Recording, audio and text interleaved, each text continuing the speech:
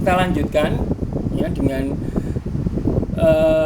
sumber atau bahan baku dari morfin itu adalah buah papaver ya, dari Popeye plants ya, buah popi. Nah, ini di sini buahnya seperti ini ya.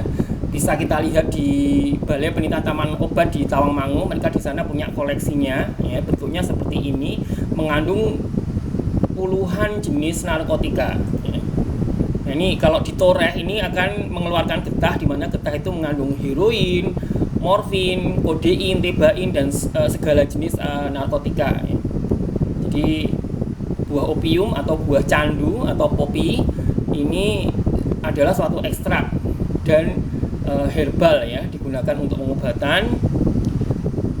Morfin merupakan zat aktif dari buah opium, Papaver somniferum nama latinnya, mengandung morfin 16%, kodein 4%. Nah, secara klinik morfin digunakan sebagai analgesik yang penghilang rasa sakit pada misalnya bedah sesar untuk melahirkan atau ya segala macam jenis operasi ya untuk menghilangkan rasa sakitnya. Namun dia sangat jelek absorpsi per oralnya sehingga disediakan dalam bentuk injeksi. Nah, digunakan pada sebagai penghilang rasa sakit pada Perang Dunia ya, Amerika dengan Prancis, Rusia. Dan pada saat itu aturan dosis dan efek sampingnya masih belum dipelajari dengan pasti ya, sehingga memang tujuan utamanya hanya untuk menghilangkan rasa sakit pada korban perang. Nah, side efeknya adalah depresi saluran pernafasan, kemudian mual dan muntah, kemudian konstriksi pada pupil mata, kemudian sembelit ya, euforia berlebihan, kegembiraan yang berlebihan atau halusinasi, gatal-gatal, kemudian toleransi dan ketergantungan ya. Bedanya toleransi dengan ketergantungan kemarin sudah saya bahas ya. Kalau toleransi itu untuk mendapatkan efek yang sama dia perlu dosis yang lebih tinggi, sedangkan kalau di ketergantungan itu tidak memerlukan dosis yang tinggi aja dia sudah oke gitu ya. Nah, kemudian determinasi strukturnya, metode yang saat ini digunakan adalah mengidentifikasi keberadaan atomnya, molekular weight-nya, kemudian spektra IR, kemudian kristalografi sinar X, dan kemudian spektroskopi resonansi magnetik inti. Ini hal-hal ini nanti akan lebih banyak dipelajari di sudah ya mestinya di kimia analisis ya. Nah, untuk drug discovery seperti ya destroy morphine to simple molecule, jadi penyederhanaan struktur morfin ya. Nah, contohnya ini morfin yang ditemukan di tahun 1923 sebagai analgesik kuat, mempunyai ini hidrogen OH fenol untuk hidrogen bonding, kemudian benzen untuk van der Waals interaction, dan NME untuk ikatan ionik. Nah, sebenarnya bagian yang paling penting dari morfin itu adalah 3 itu saja. Ya, yang lain-lain itu hanya sebagai penyokong. Ya. Nah, yang penting itu hanya ini dengan ini. Yang lain-lain itu boleh diabaikan karena hanya sebagai penyokong saja. Nah, ini.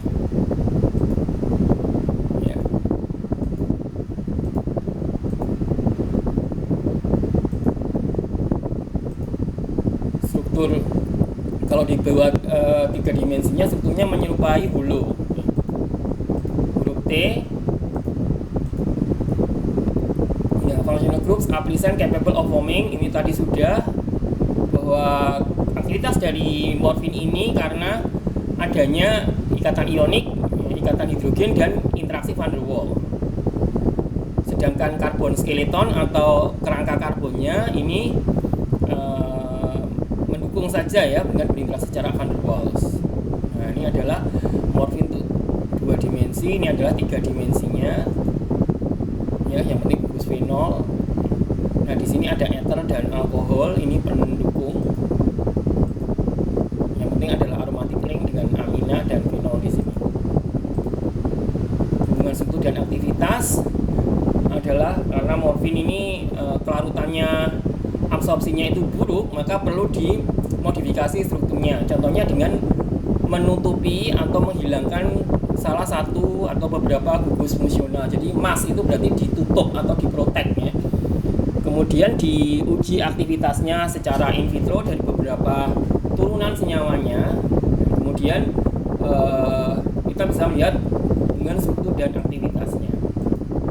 Contohnya ini ya, morfin ya, diketahui gugus-gugus yang penting tadi, warna merah dan hijau. Apakah kita akan menghilangkan fenol, gugus OH pada fenil, atau gugus OH pada alkohol? Ya, sebagai contoh, pada gugus fenol, ya, kalau gugus fenol OH-nya diganti dengan pada morfin, R ini adalah H hidrogen. Tetapi kalau pada kodein, H itu diganti dengan CH3 atau Me metil. Nah, setelah diganti dengan metil, ternyata aktivitasnya itu turun ya, dari yang 100% menjadi hanya 20%. Nah, ini membuktikan bahwa OH fenolik pada morfin itu adalah sangat penting, karena ketika dia diganti dengan gugus metil, aktivitasnya menjadi turun. Nah, kodein lebih digunakan untuk obat batuk daripada untuk analgesik, namun masih bersifat narkotik ya. Jadi kodein ini di metabolisme di liver ke morfin ya.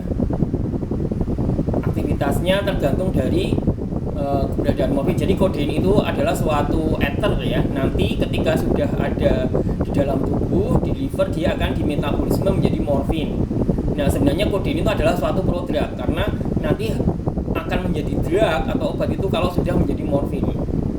Nah, kodein digunakan untuk menghilangkan rasa sakit yang lemah, mild pain, dan kebanyakan digunakan untuk obat batuk.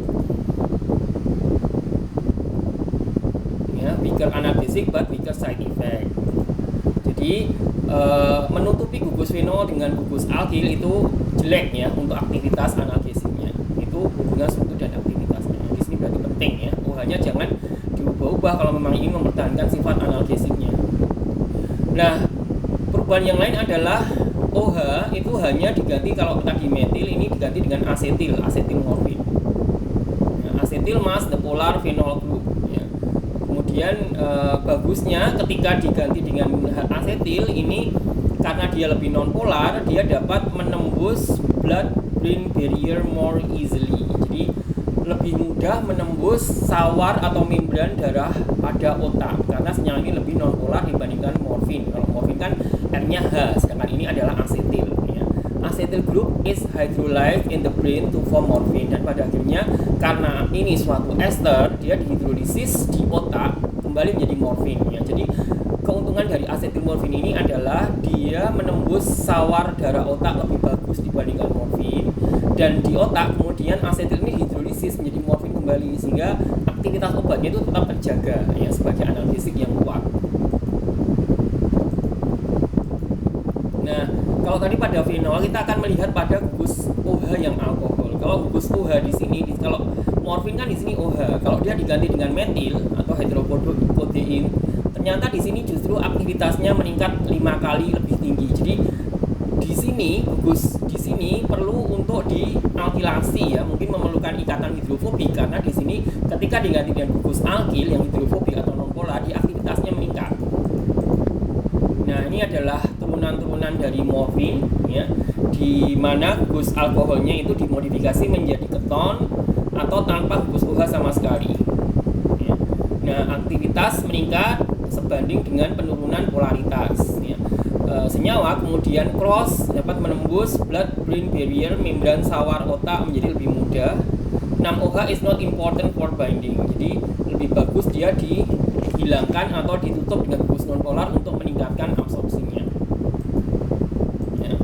Nah, kalau di situ di gugus alkohol di sini, OH alkohol di sini diganti dengan asetil, aktivitasnya juga meningkat 4 kali ya. Jadi asetil mas pola alcohol group making it easier to cross blood-brain barrier ya, sudah disimpulkan tadi. Phenol group is free and molecular bind immediately ya. Namun ketergantungan di sini sangat tinggi. 6-asetilmorfin kemudian di ban ya, atau tidak boleh digunakan dalam pengobatan di beberapa negara. Nah, di sini kalau OR di sini diganti dengan asetil itu adalah heroin ya. Heroin adalah analgesik yang paling kuat, kemudian efek narkotiknya juga paling kuat. Nah, heroin ini adalah golongan 1 ya, dia tidak boleh digunakan dalam pengobatan, hanya boleh digunakan dalam penelitian.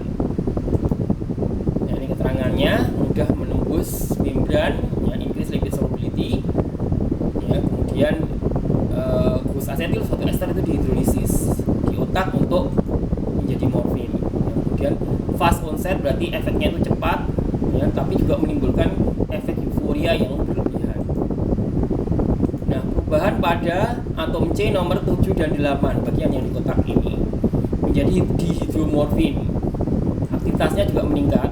Alkene group ya, gugus alkene group is not important. Jadi di sini alkena itu tidak penting untuk binding. Ya, perubahan menjadi alkil itu aktivitasnya lebih baik. Ya. Kemudian di sini kalau NME tadi kan kalau morfin di sini NME juga menjadi CHME itu tidak aktif ya, berarti NME itu jangan dihilangkan ya, dia harus tetap ada di situ ya. Nitrogen is essential to binding ya. Kemudian kalau R-nya ini diganti NH normorfin itu juga turun aktivitasnya, jadi R-nya jangan diganti hidrogen, tetap dibiarkan alkil ya. Ini kalau terpolarisasi seperti ini menjadi lebih tidak aktif ya, kurang aktif. Normorphin is more polar and crosses the BBB slowly, blood-brain barrier ya, dia terionisasi, tidak bisa menembus blood-brain barrier dan tidak aktif ya. Struktur yang terion aktif bila diinjeksikan secara langsung ke otak, jadi untuk pengobatan oral tidak efektif, hanya efektif kalau dia diinjekkan langsung ke otak. Are affects whether the analog is an agonist or antagonist. Ya, kemudian dari sisi stereokimia ya, kita bisa mengkaitkan dengan dulu kita belajar apa pentingnya stereokimia ya. Tanda-tanda ini arsiran ke depan ke belakang ini tuh ternyata mempengaruhi binding site-nya ya, jadi kalau dicerminkan suatu morfin ini ada bagian yang kiral ya. Nah, kemudian ternyata kalau bagian bayangan cerminnya itu bagian yang sini itu menyebabkan dia aktivitasnya itu lemah ya. Changing the stereochemistry is detrimental to activity ya. Kemudian